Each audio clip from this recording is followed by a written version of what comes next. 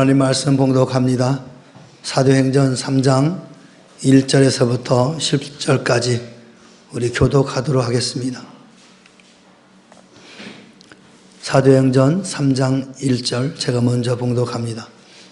제9시 기도 시간에 베드로와 요한이 성전에 올라갈새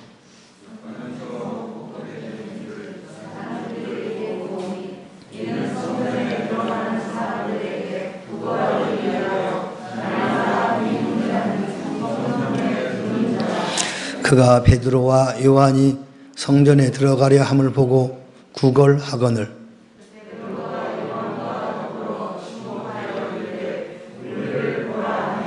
그가 그들에게 무엇을 얻을까 하여 바라보거늘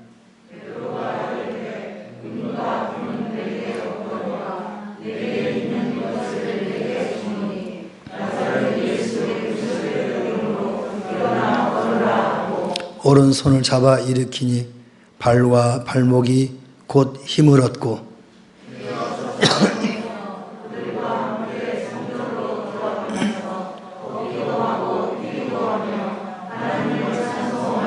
모든 백성이 그 걷는 것과 하나님을 찬송함을 보고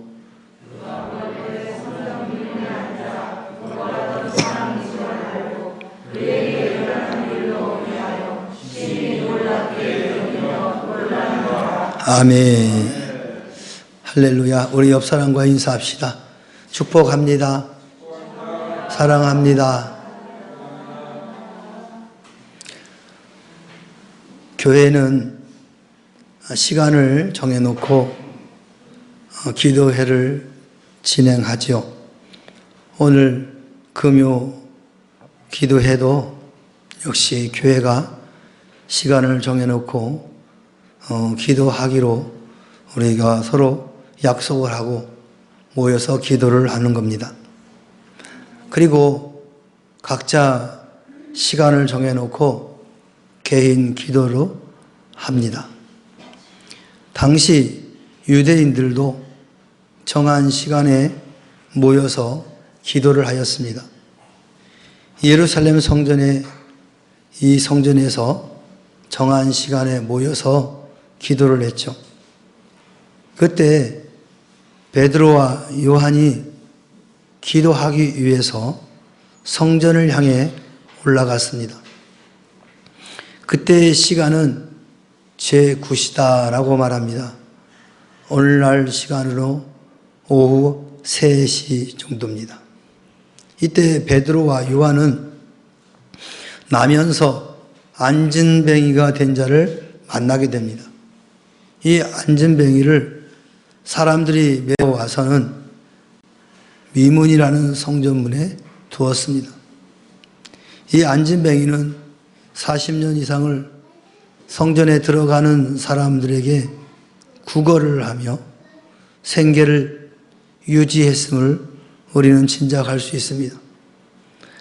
그는 신체의 장애로 인해서 소외된 자의 삶을 살아가고 있었습니다. 이 안진뱅이는 성전 미문 곁에 자리를 잡고 앉아 있었습니다.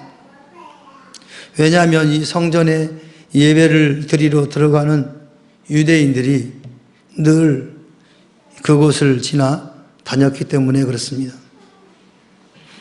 미문은 이방인의 뜰을 지나서 여인들의 뜰로 들어갈 때 통과해야 되는 그런 문이었습니다. 사도들은 유대인 남자들이었기 까닭에 이 성전 바깥 뜰, 이방인의 뜰을 지나 계단을 올라가 여인의 뜰, 이 여인의 뜰은 성전 내부에 들어가는 첫 번째 뜰입니다. 들어갔고 다시 이스라엘의 뜰로 들어갔습니다.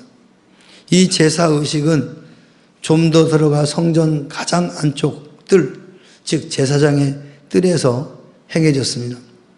일반 유대인들은 보통 그 안에 들어가는 것이 금지되었습니다. 이방인의 뜰에서 조금 더 걸으면 바깥뜰과 안뜰을 나누는 성전벽이 있습니다. 이 성전벽에는 이방인들이 들어가면 죽을 것이라는 그런 경고문이 헬라어와 라틴어로 제시되어 있습니다. 이 성전에서 제사를 드리러 올라가던 베드로와 요한은 이 문에 앉아있는 안진뱅이를 만난 것입니다. 실상 사도들은 그 사람이 구하는 동전으로 도움을 줄 수는 없었지만 예수 그리스도의 이름으로 더 나은 것을 주었습니다. 나사렛 예수의 이름으로 이 안진뱅이는 걸을 수 있게 된 것이죠. 이 사도행전의 저자인 누가는 이적을 예루살렘 교회의 특징으로 언급하고 있습니다. 사도행전 2장 43절에 보면 사람마다 두려워하는데 사도들로 말미암아 기사와 표적이 많이 나타났다라고 누가는 기록하고 있습니다. 사도들은 많은 기사와 이적을 행했으며 특히 그리스도의 이름으로 병 고치는 이적을 많이 행했던 것입니다. 오늘 본문에 등장하는 이 안진뱅이 사건도 바로 기적 같은 사건이지 않습니까? 그러나 우리가 이 안진뱅이가 고침받은 것에 우리가 초점을 두어서는 안 됩니다. 이러한 기사와 표적들은 그 자체가 목적이 아니라는 거죠.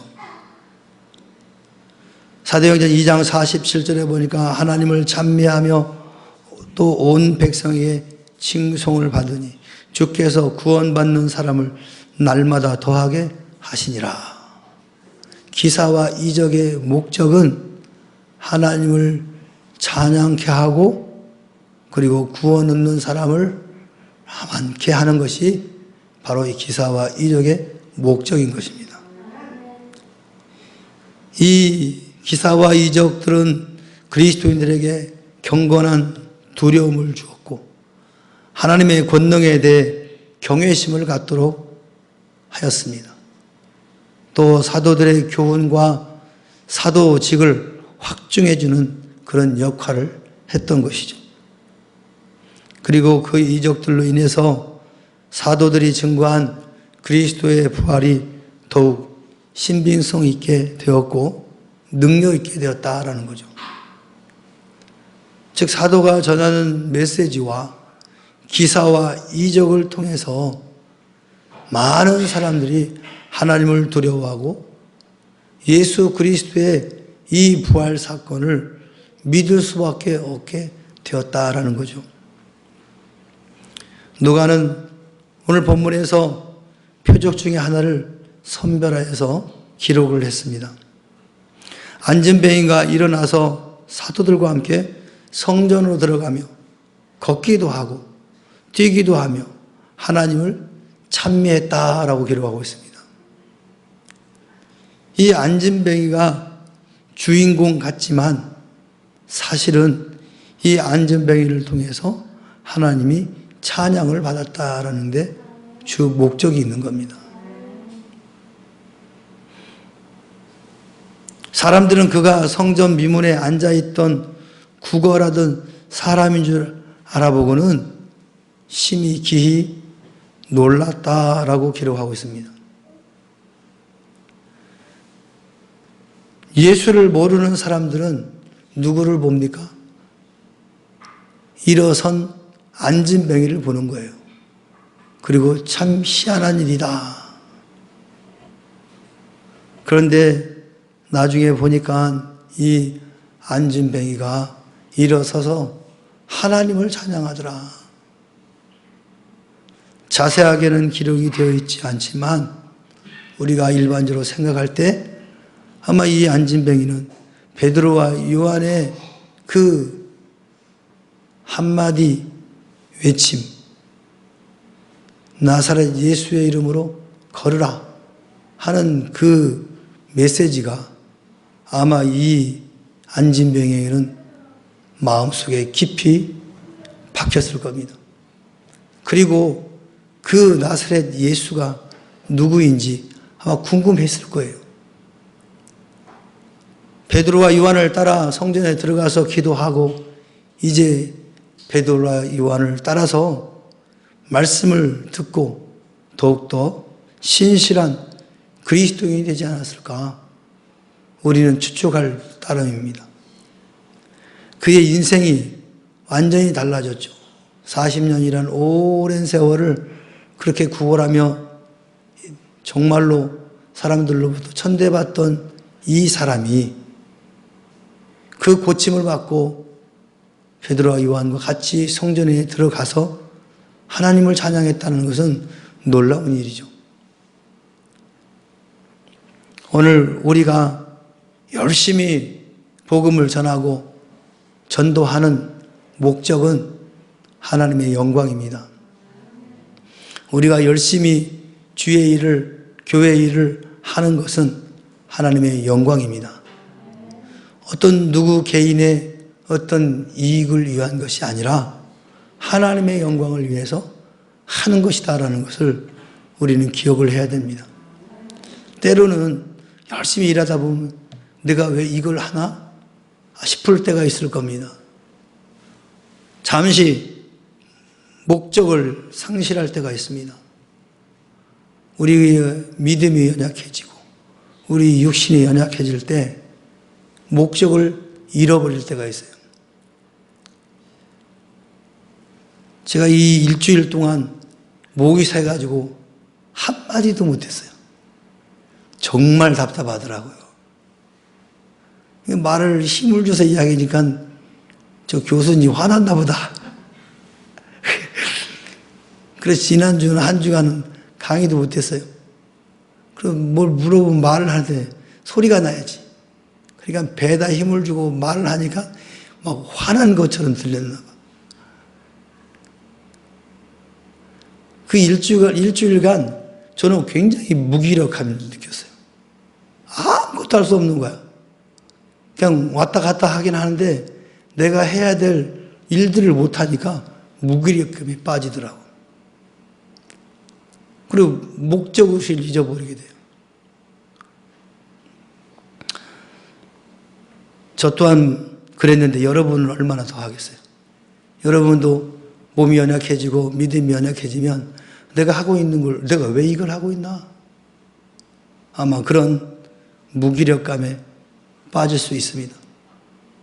그러나 분명히 아실 것은 우리가 살아가는 이 모든 것들은 결국은 하나님의 영광이다. 이 목표를 상실하면 안 된다는 거예요. 그렇죠. 우리가 살다 보면 가까이에 있는 목적들이 있죠. 목표들이 있죠. 그것들을 잠시 흔들릴 수 있어요. 그러나 최종 목적인 하나님을 영화롭게 하는 이 목표를 잊어버려서는 안 돼요. 그것이 다시 우리 심령 가운데 새롭게 이어지면 다시 일어날 수가 있는 겁니다. 오늘 본문에서 누가는 안진뱅이에게 초점이 맞춘 것처럼 이야기했지만 그러나 분명한 것은 누가가 말하고 싶은 것은 그 기사와 이적을 통해서 하나님이 찬미를 받게 되었다. 그리고 주님을 모르는 사람들이 주님을 알게 되었다.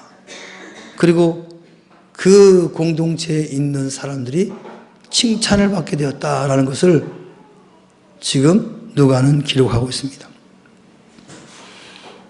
우리 교회에 비유해 본다면 우리가 열심히 전도하고 박해와 많은 사람들의 시선들이 불구하고 열심히 복음을 전하는 것은 내 개인의 안위를 위한 것이 아니고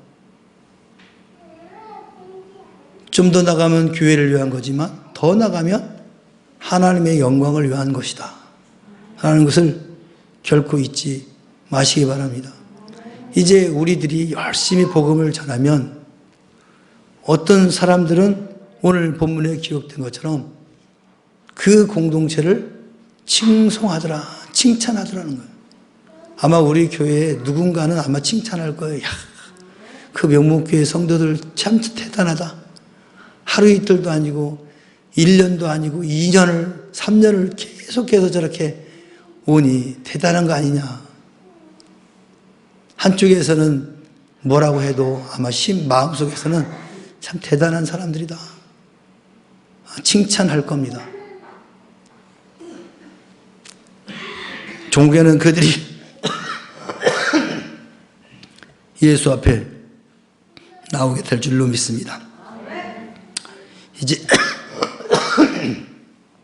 이제 또 이번 주 돌아오는 주일은 한영혼 초청 예배 2차가 있는데 여러분 더 열심히 기도하시고 자신 있게 담대하게 초청하시기 바랍니다. 우리가 할 일은 초청하는 거고 오는 거는 그 사람 마음이야. 근데 그 사람이 선택한 거에 대한 결과는 그 사람이 받는 겁니다. 그 사람이 예수 안 믿고 나중에 지옥 가든지 그는 우리 소관이 아니에요. 일단 우리는 예수를 전했으니까. 그러니까 여러분 담대하게 복음을 전하시고 초청하시 바랍니다.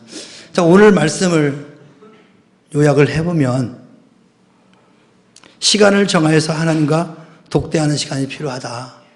오늘 베드로와 요한이 시간을 정해서 기도한 것처럼 우리 믿음의 성도들도 시간을 정해서 기도하는 것. 이 금요 기도회, 수요 예배, 주일 예배, 이 공적인 예배의 시간에 함께하는 것 중요하다. 또한 개인적으로 하나님과 독대하는 시간을 가질 필요가 있다. 이렇게 하나님과 독대하는 시간이 많으면 많을수록 그 사람은 베드로와 요한처럼 능력 있는 그리스도인이 될 수 있는 것입니다. 그 다음에 두 번째는 만나는 사람마다 예수 그리스도를 전했다는 거예요. 베드로와 요한이 가는 곳곳마다 복음을 전했어요. 쥐, 고아를 막론하고 부자든 가난하자든 무조건 예수 그리스도를 전했다. 우리들도 그리하시길 바랍니다. 그 결과 하나님께 영광 돌리는 일들이 일어났고 많은 영혼이 구원을 받는 역사가 있었다라는 것이 오늘 본문의 내용입니다. 이것은 2000년 전에 예루살렘 교회에서만 있었던 것이 아니라 오늘도 가능한 일입니다.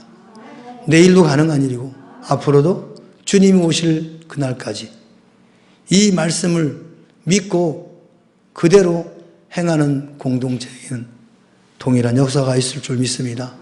우리 명문교회가 그런 공동체가 되기를 주의 이름으로 축원합니다. 기도합시다. 사랑의 하나님 아버지 고맙고 감사합니다. 오늘도 우리에게 귀한 밤을 허락하시고 아버지 앞에 나와 간절한 마음으로 기도하였습니다. 하나님 우리의 간절한 기도를 들어주시옵시고 하나님 영광 받아 주옵소서. 한 주간 동안 우리가 초청해야 할 대상들을 이름을 불러가며 기도하였습니다.